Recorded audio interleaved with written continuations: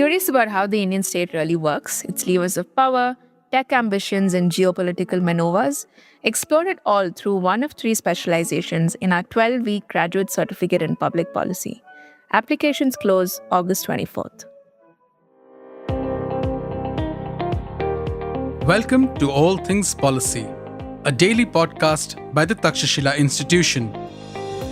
We are a bunch of policy nerds based in Bengaluru, and we like bringing fresh perspectives to Indian affairs and Indian perspectives to global affairs. So grab a cup of coffee, sit back, and join us for today's chat.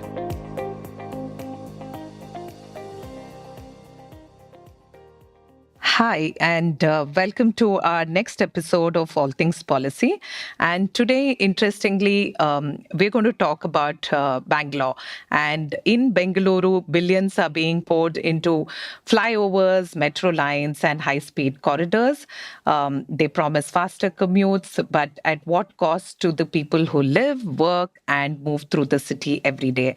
Today, on All Things Policy, we are joined by the team from MAUD, and I have with me Anvita Nambiar and Amrita Ganapati. And MAUD is an urban research and action group, and they observe cities, and I think it's useful for all of us to observe. But we're going to unpack the city's mobility story through the lens of Samaj Sarkar Bazaar, society, government, and markets. So we'll ask who benefits, who's left out, and what it takes for mobility truly to be livable and not just faster. Right. So here we are. Welcome once again, Anvita and Amrita. Okay. So looking at, say, an everyday life impact that any urban setup would have is like the mobility infrastructure, right? And in Bengaluru, I think the lived reality for, say, pedestrians, street vendors, or commuters from different income groups, I think we're always negotiating between these things, right? And it feels very tedious to even think about moving from point A to B. So it would be nice to hear from you both, like, how do you think about this? Firstly, I think, hi, I'm Amrita. Yeah. Thanks. Because we have Amrita and Anvita, it would be nice to get started to clarify. Yeah. So, firstly, I think we've always, tackled mobility as a separate challenge to how we just inhabit the city.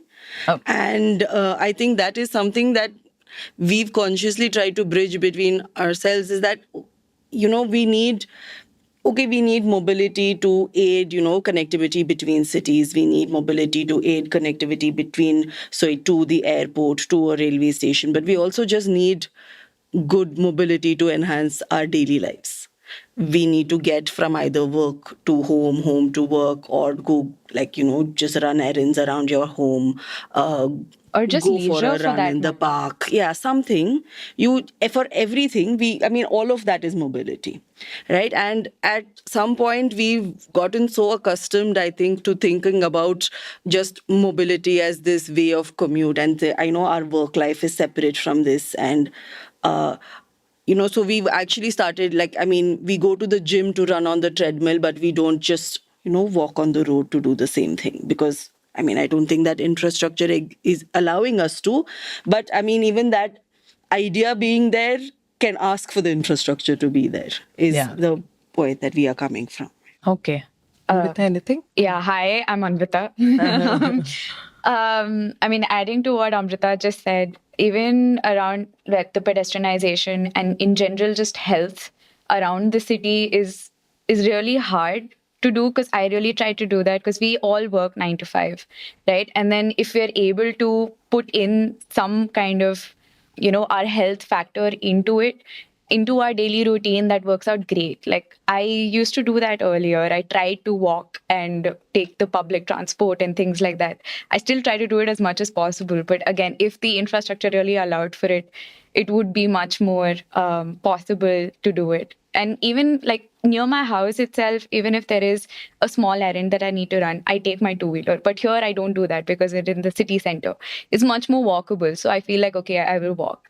And it really has an impact on your mental health. It really has an impact on your general health as well. So yeah, livability like mobility itself does not really equal to livability. It's definitely a bracket, but Yeah. yeah.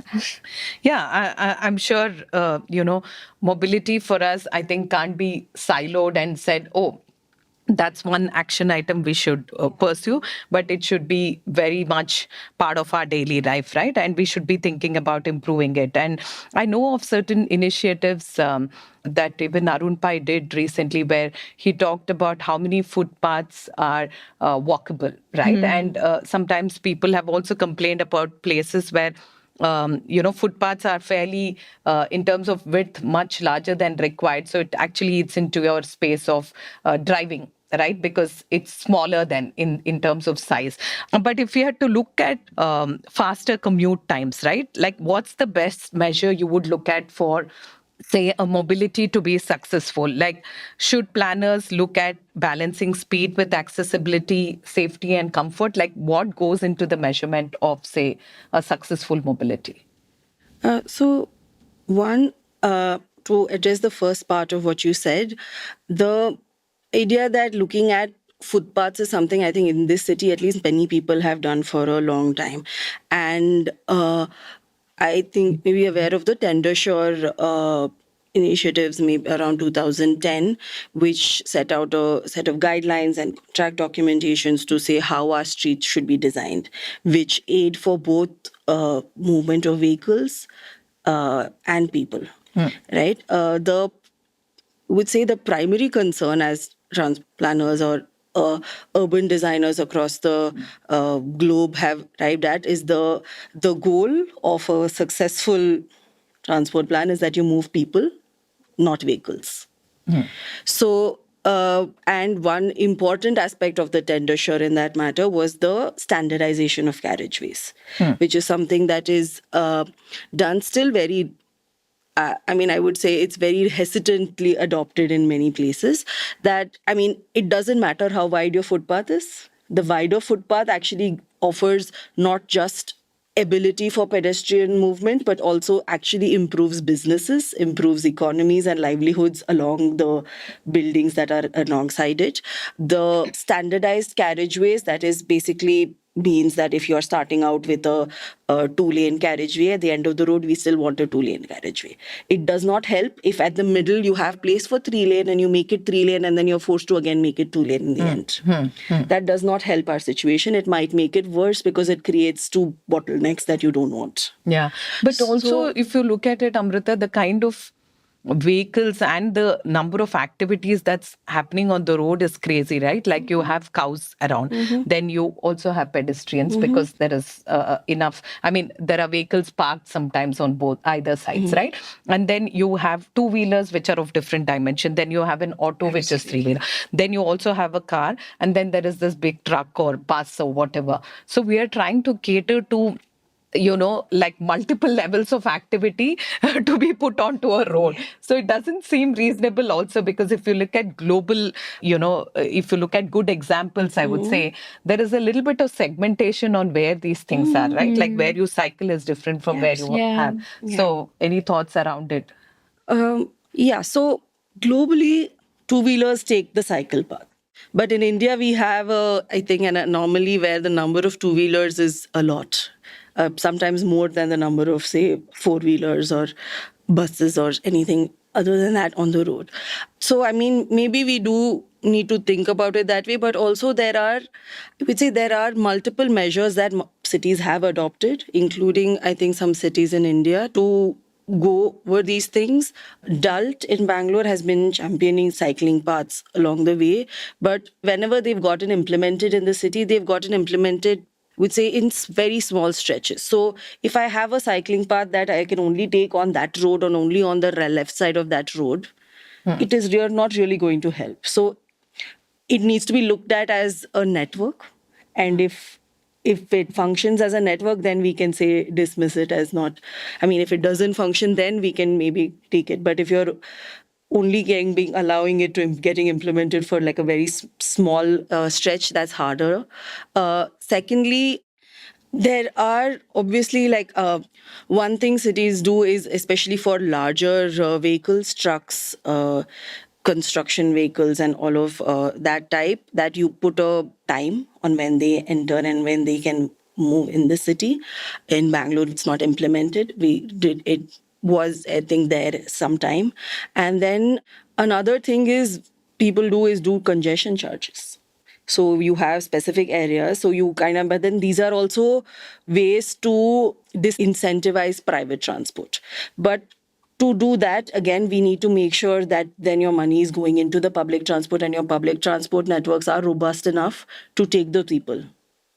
So I think it's a sort of a double-edged sword, but what it requires is long-term planning, which I don't think is something that we've achieved as a city. Yeah. And you actually see this happen in Tokyo, for that matter, in Japan, where even the richest take the public transport. And why that happens is because they have a huge road tax, and tolls in multiple places.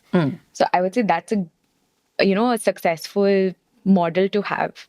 The other point I'd like to add is that your roads that are there around the city, your mobility network, those are your only public shared spaces, at least in Bangalore. Yeah. It's natural to have all of these activities sort of take place. So if we can sort of account for all of these, like, for example, your street vendors have designated zones around it, or have, timings like, we talked about earlier, like how our city market works. I think it should be fine. I mean, again, it's all going to be a trial and error sort of a method. We have to go through that process to get to a successful point. Yeah. No, but interesting that, the Sante, right? In the local language, the markets, their early morning markets, like only for vegetables, flowers and all of that. And then you have other people who are smaller players coming, picking it up and then going to locations, right? So that is thriving with activity in the morning, and it's beautiful, like just the buzz around it. And in fact, in Bangalore, a lot of walks happen around it that time. And it's fun, like, to engage, and just the shouts of the street vendors is something that you'll be like, oh my god, they do it so well, kind of stuff, right? So I feel the city has these pockets of interesting activity where there's a lot of economy thriving with it, and that market is only there for few hours, and by the time we actually wake up to the sunrise and then you're settling in, that market ends, right? Like, and you want fresh produce, you would go there.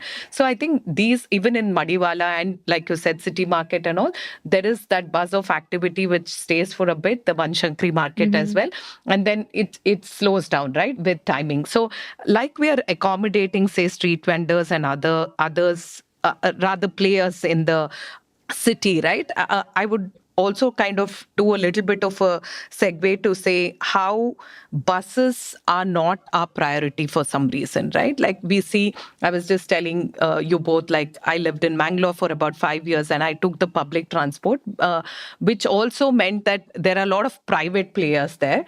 As much as I know that it is reckless driving that they do, but in terms of convenience, I was able to, go around without too much of a hassle. But in Bangalore, there's this huge challenge of having enough bus connectivity itself. So what's your thought on it, or what's working, not working there? Frankly, I think the BMTC is doing a great job with whatever resources and they have. If we look at it on a daily average, the BMTC takes about 40 lakh passengers a day. Whereas the metro right now, even with the yellow line opening 2 days ago, it just hit 10 lakhs as of yesterday. Okay. Right? And the BMTC is more affordable. It allows for more last mile connectivity. And it has suffered from, I think, a large amount of lack of funding. So when we had mapped, how like, say, the number of buses from 2013 to now, they've gotten, say, periodic funding from the government. So, but then that's very little to do much about, and what that has accounted for is their number of buses. It just goes to sort of replenish their number of buses. They are forced to retire some because they're just very old, don't work, have emission problems or other things, or they're designing new types. And then, so the number of buses from 2013 to now is roughly 5,600. It changes by 100 here and there every time something comes, but your total number of buses remain the same. Your number of bus routes sometimes added. Now, I think couple of months ago, there has been a promise of, think about 1,000 e-buses trying to be put into the city. One thing is the number of buses. The other thing is the routes themselves. I mean, we are not, I'm going to give a disclaimer here and say we are not transport planners, but just by, I would say, observing what they are, is what we can comment on it is that the routes are, arrival to destination. Right. So basically, we have a few depots in the city and the buses go from depot to depot. Sometimes the bus that goes to one depot doesn't really cross paths with another. So you have parallel movements. For example, I'm trying to travel from, say, here, which is Church Street, to where I live, which is JP Nagar. And the buses that cater to me are mainly, say, a Shivaji Nagar route. Right? Earlier, our office used to be near Shantinagar bus stop, so I could walk to Shantinagar bus stop if I wanted to take a bus. But Shivaji Nagar buses don't go to Shantinagar. So that does not give me any option of a bus to go towards that direction. So that way, I think the routes could be studied better. The number of depots, sort of being areas in the city, can be multiplied. This is something that I think multiple cities did do in the 20th century, including like a London. So you in London, if you've ever visited, you can actually almost in every of their boroughs, you can see big sort of bus garages, which actually become a very big part of every neighborhood. And it's that frequency of sort of bus maintenance and bus parking spaces that it requires. So you need additional infrastructure to support the bus connectivity. And on top of that, say the center part of the city and to a certain extent the west and the south have enough roads. What's happened with the east and say the areas that have developed post the sort of the IT boom and the like the big tech parks and the gated communities and all of that coming in, is that we have, say, one road that accesses all of it. You have smaller, originally village roads that have not really been widened in size or scope. So, and then most of the other roads are inside gated communities. So they're private roads, right? So you don't have that many roads for the buses to ply.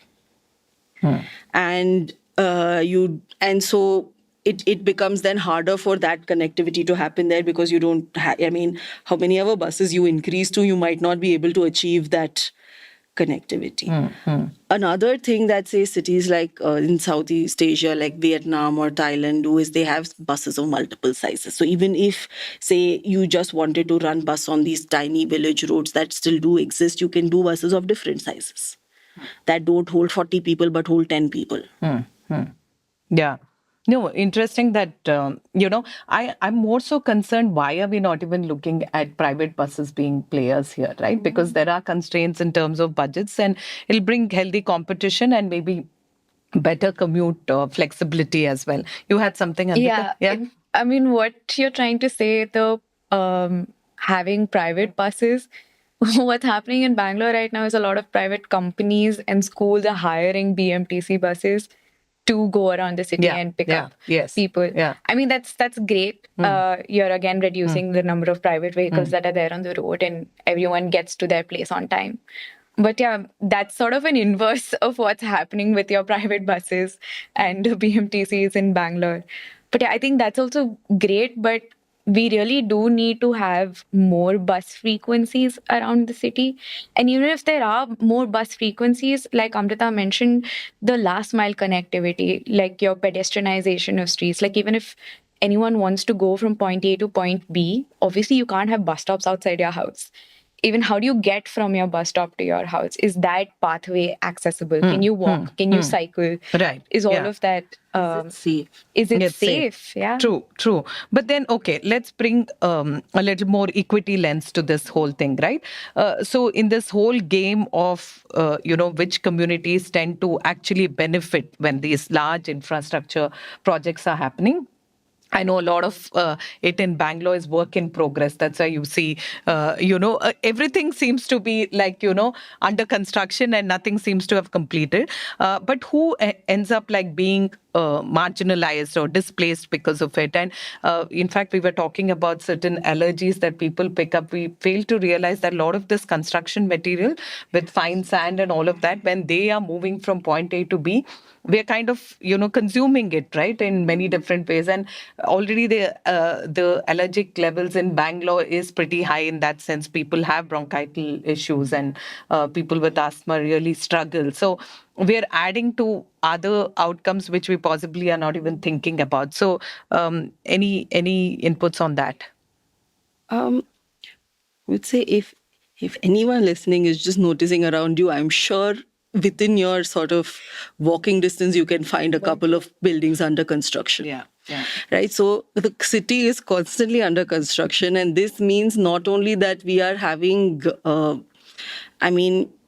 things are being built, but also that there are bags of sand are just outside on the footpath or on the road. You have to always go around it. So that kind of this also in our mind is it is a regulation challenge, right? So if you're having a diversion for for building of metro line, you are expecting it to be a diversion for at least a couple of years, because it's not a small exercise that is being undertaken. So you then need to make provisions for what you are doing in that interim period. What we see here are haphazard stickers usually. One hand scribbled sign or some banner that says take diversion here. Sometimes not even that. Sometimes not even that. Yeah. So I think what it boils down to a lack of accountability from your civic representatives, but also when we dive deeper into it, you realize that there are so many different players, especially in a city like Bangalore, that, I'm thinking, maybe it's the municipality's responsibility to do this, to make sure all construction that even of whatever of a private building or of a public activity stays sort of within, and you still have, say, places for people to walk and it doesn't really obstruct daily functioning in a way.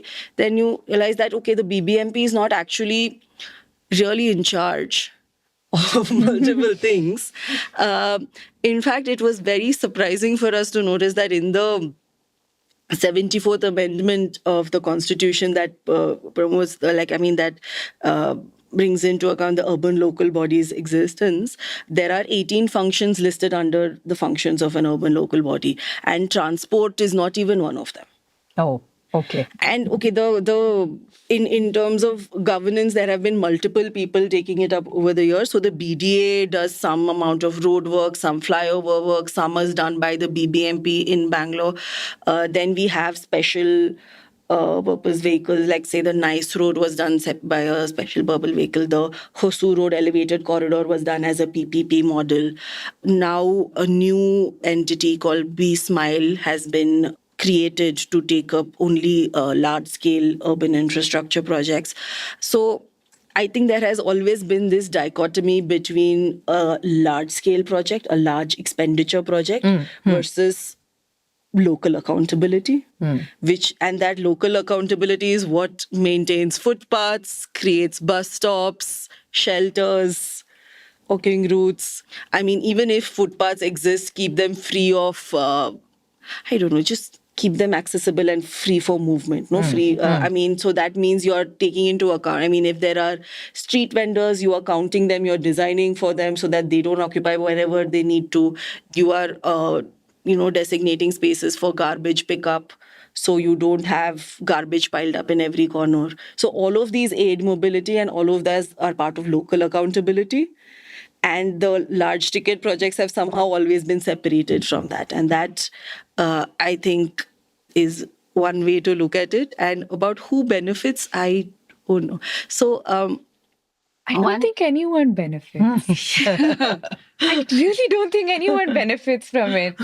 Everyone is going to be stuck in the same traffic. And even if, no matter how you're trying to reach, no matter how accessible, not accessible these large infrastructure projects are, it's not going to help anyone.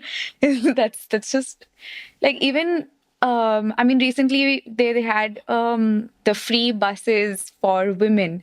It really increased the number of women who took the buses. And that was great, because a lot of people from marginalized communities were able to go around, a certain the Shakti radius. scheme, right? Yeah, the Shakti scheme, which was great, and that's what is And going to. and it even, I mean, I think some reports said that it increased the participation of those women in the workforce. So, I mean, it clearly has larger impacts than just being able to get to one point. Yeah, but I think the pitfall of that, was also such that the bus is so crowded that they weren't stopping in places where, because it used to be like so much in demand. But Yeah. also this other challenge of, okay, everybody is using this transport facility now thinking that it's free, but people, of course, stepped out otherwise who would have stayed at home, decided to go and look around the city. I think it allows for some sort of freedom and the ability to say that, okay, I'm not dependent on anybody, right? Because I also feel two-wheelers are very empowering in nature, right? If I would want to look at data where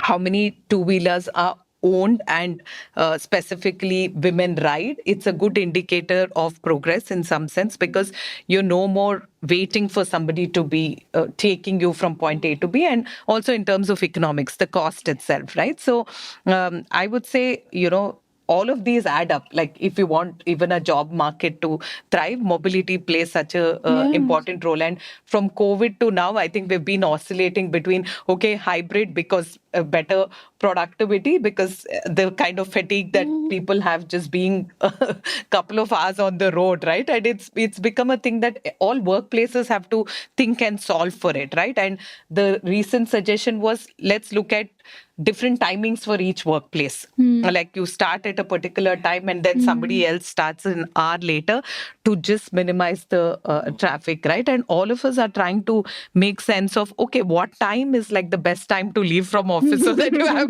lesser time on the road. This is something that interesting. Also, maybe cater to the who is this big infrastructure catering to conversation. So, I mean, we're on Church Street, so many of us try to take the metro every day to come here. Yeah. And one thing and is here is metro, especially the Majestic interchange, is crowded and difficult. So we're trying to navigate times to say, when can it be easier or not. And just from our general assumptions and looking up, everywhere in the world, you would the peak hours that are for generally subways or metros are either like they end at 9 a.m. and they do like something from say 5 to 7 or a 5 to 8 in the evening, right? But in the Bangalore Metro, I think they've tried a bunch of variations, but the only non-peak hours in their whole operation is, I think, 1 p.m. to 4 p.m. in the afternoon. That's an interesting So it's insight. very hard, and also just by everyday experience, we've Also realized post that 9. post 9:30, it actually gets more crowded than it does before, which seems to be an anomaly to us, right? 9:30 a.m.? AM, yeah. Post that, it's more crowded than it is, say, if I go at 8, it's a breeze to get here. Oh, okay. Some days, I mean, I just stay back because I want to avoid the rush if I'm heading to a different part of town. And after like 9:30 p.m., I can sit. I have place to sit. It's that empty. No, but I feel the frequency also matters. Now for Yellow Line, the biggest joke that's been running around is like, okay, it's all in action, but what about the frequency? If it means waiting time, which is like 20 minutes or so, it seems like, okay, I might just not want to try it, because if you miss one, then you've got to wait for another 20 minutes, right? Yeah. But I mean, I would say the waiting time, it's still maybe okay, because it would still reduce your travel time, especially if you're traveling a largest distance into Electronic City or whatever. But the frequency really hampers your ease of travel in terms of not just waiting time, but like how crowded the station gets. And how crowded the train itself gets. Another point that we sort of realized while we were conducting our research was that all of these infrastructure projects that are existing and upcoming or proposed or whatever, we don't really see it connecting anything.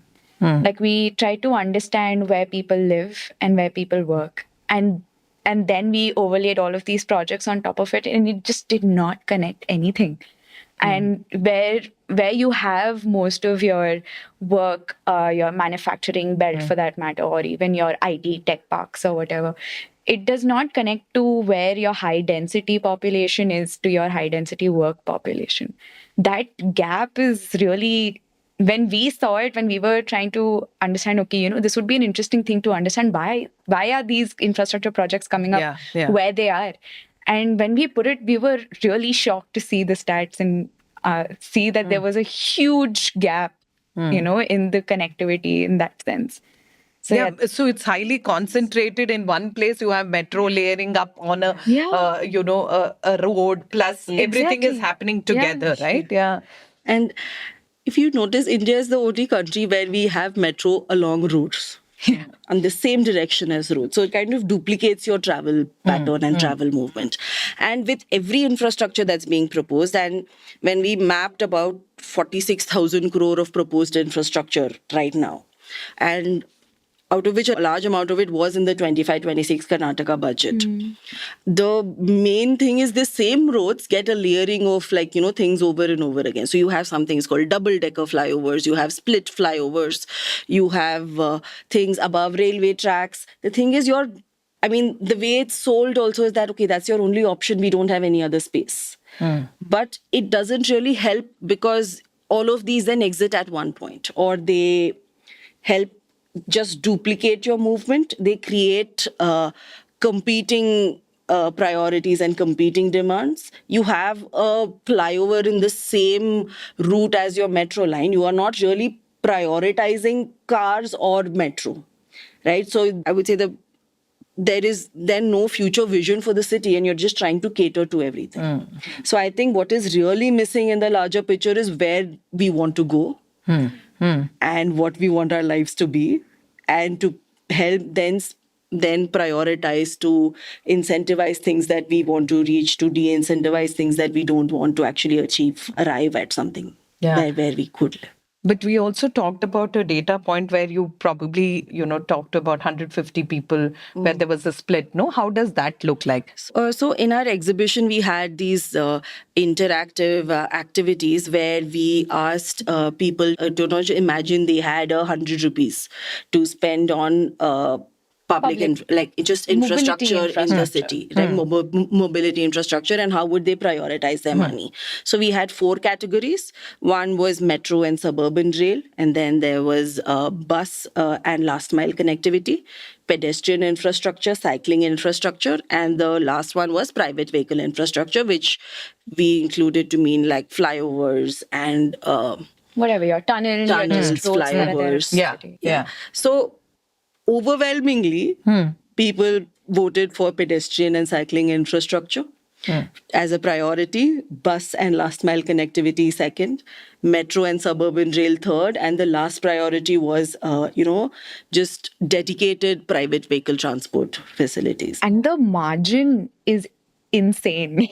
It's like your buses and your pedestrianization is like 3-digit numbers, and this is a 2-digit number. You start to realize where people actually want mobility heading towards, what the direction is. And fundamentally, we just wanted to improve our lives, and that is not something that maybe we are seeing that bigger projects are bringing in. So in terms of the policy and who is actually responsible for this, I think fundamentally the question goes back to that we have the BBMP technically looking after the roads, but they do maintenance. If they're doing, say, road projects, obviously the roads are the only public spaces available in most parts of the city. So you have electricity lines, you have sewage lines, you have stormwater infrastructure, everything that needs to go into this road. And that means you have the BWSSB involved, you have the BESCOM involved, you have other agencies, if necessary, like the Smart City that was constituted. Some roads were given up under Smart City. So then Smart City becomes a nodal agency and coordinates with everybody to get this done. The tender sure document tried to set up a process of negotiation where which agency does what and how are contracts drawn up.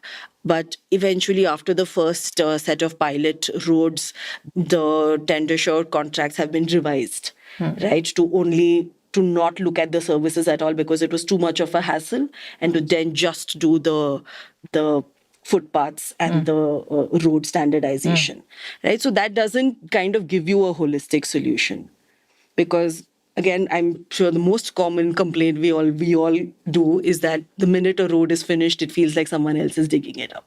Yeah. Yeah. And then on above that, we have, say, the BMRCL that is doing the metro and everything. And one interesting thing that actually came out of a lecture that we hosted at our center in the last few weeks is Dr. Champaka Rajgopal has done a lot of research, and what she calls competing demands that drive, in the city. So you have the metro and the suburban rail, which is mainly funded by, say, a JICA or a ADB, World Bank, that you have large loans that then you need to also show how you're e-paying, and that means you are counting on a certain number of ridership, certain number of people coming into the city. So their plans constitute, say, doing like a whole transport-oriented development around the stations that prioritize development, or say concentrated development, densification of areas around stations. So you actually have more ease of connectivity, more uses, more mixed uses in these areas. On the other hand, the BDA master plan that was proposed, that is currently now cancelled, the 2031 draft master plan, what that proposed was that you actually sprawl the city more, right? So that is a very different kind of demand and rises to very different needs of transport. Sprawl implies you need car to transport, you need private vehicles. But also inbuilt into BDA's model, when as it was constituted, is BDA is a regulatory authority, but it is also a developing authority. So it regularizes land, changes their land use, but also it can acquire and build on that land. So its revenue generation model is based on the urban sprawl. Yeah. Yeah. So, and that is by inherently competing with the idea that what, say, a metro or even if you're just looking at it from an economical sustenance perspective, what the metro needs to sustain or to show as proof of growth or to be able to serve a large amount of population, even to the loans that it's getting from these other international agencies, is that it continues increased ridership. It creates better connectivity, right? And that involves densification. So there is a competition right here. And one thing that Dr. Champaka brought out was that, when the draft plan for the 2031 master plan was out for its 90-day review period, that the same, in the 90-day review period, the BMRCL and the DULT released a transport-oriented development policy that directly competed with this. Resultant, right now, neither of them are actually adopted and passed through. And after that, the DULT actually did a comprehensive mobility plan for the city, which actually looked at holistically planning for the city. And that doesn't really that also does not really pass through in the government, though I think what they did, one of the suggestions that was adopted in the legislative assembly was that they said that any project going forward would have a 60-40 modal share. That is 60% public and 40% private. But even with the projects that have been proposed now, like, say, the tunnel road or I think about 114 kilometers of elevated corridors, for instance, they don't adhere to that rule that they adopted. In 2022, an act called the BMLTA Act was passed for Bangalore Metropolitan Land Transport Authority. Said they will be, they will head all transport planning in the state. And since the act has passed, there has been very little movement on what that authority is. Though I think a few days ago, the papers had a headline saying, the BMLTA is saying the tunnel road is unscientific. And that BMP does not, and that the city does not have the capability to do something like this. And even if it does, it wouldn't really solve any problem. So, yeah, it's I would say at the end of the day, it's about we don't really know who is taking these decisions, and that ambiguity kind of creates maybe tension, and we don't know what we are going towards. I think that setting is something that we really need to work towards, and citizens do have the power to ask for what we want. Yeah, but just consolidating all of this through, say, a tech intervention, right? Because we thrive on tech in the city. Of course, we have a lot of tech companies. So, do you see any sort of data leveraging that we could do to be a little more responsive, or has this been tried in real-time mobility planning at all? Because ride sharing has been an issue with our laws, right? And we seem to keep doing things that would probably disrupt everything that was of convenience, right? Even the bike taxis and everything that we are going through right now. So is there any merit in looking at more tech input to plan the city better? Maybe actually. Maybe I would say sure, but I don't think I think they will aid, Yeah. but I think fundamentally you still need the infrastructure. Yeah. And we still need accountability. I don't think those things are going to be easy to. Yeah, yeah.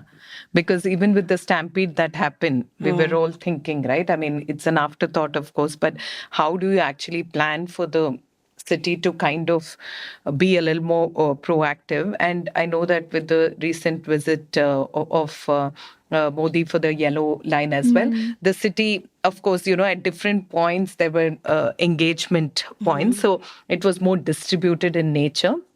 So I think as a city, there is a lot of action anyways, right? There are a lot of things that's happening, not just from employment point of view, but the kids commute to schools maybe, and a lot of cultural things that are coming up in different pockets, and the markets itself, the economy, everything, right? So I feel like one is the public infrastructure, of course, like we've been talking about in the podcast itself, needs a little bit of thinking that will go beyond just randomly doing things, because I think now people are reaching that point of frustration, right? You hear it from everybody, even outside the city, when people call, they're checking on, like, okay, so how, not just the weather, but what's the traffic scene like, right? So that's been like the point of contention and conversation. But maybe there's more scope for us to look at some benchmarks. I don't know whether there are good examples in other cities, like we were talking about it, like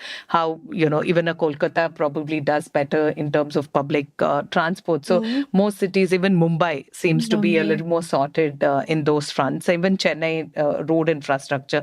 So maybe we have things to learn from other cities, or even from an international example that would be in another. Say Europe is so walkable, right? Like I think all of us enjoy just being around that place, and it feels so doable. And I think it's not something that you have to sign up, to a place to go get your walk done, right? And it feels like too much to even think of, health parameters as well. So I think it'll make it more accessible for all of us to be fit. So any closing thoughts, Anvita or Amrita? Anything that you would like to share before we end the conversation? I mean, mobility in general has always been something that, for some reason, Bangalore is obsessed about. Don't really know why. There's a lot more that the city can offer. Like we talked about earlier, it's the second thing that comes after you even mentioned Bangalore. But there's so much more in the city, and mobility includes all of it. And Bangalore is so much more than that. And I mean, we need to go through this mess to get somewhere. Like I mentioned earlier, it's all a trial and error sort of a situation we're in. And Bangalore's kind of, no, I mean, it's growing now. It's grown a lot in a very short period of time. And how we sort of deal with it, no one really knows. So we really need to sort of experiment and, get there. And that's where we're at the moment, is what I feel. And there's definitely something good that might even come about, because we do see a lot of really nice projects around the city as well, like how a CBD in general, I feel, is really walkable.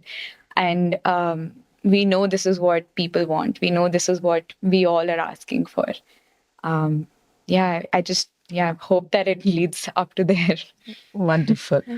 Can I say something? Yeah. I think there's something that we have not just addressed here is that Bangalore has grown very fast in a very short span of time, and this has included, say, a increase of population in this.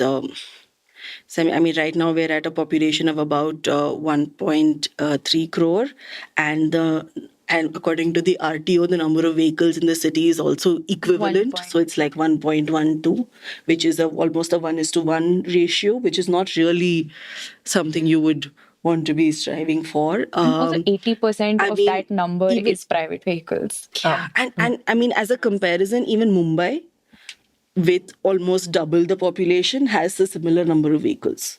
So Mumbai has about only 50% vehicles compared to here. So here everyone owns something. Some of us own multiple things. And I think to get out of it, what it needs is, just clear direction of growth, clear demands, and in my mind, most importantly, local accountability. And the small things can make the most impact. Footpaths can make the most impact.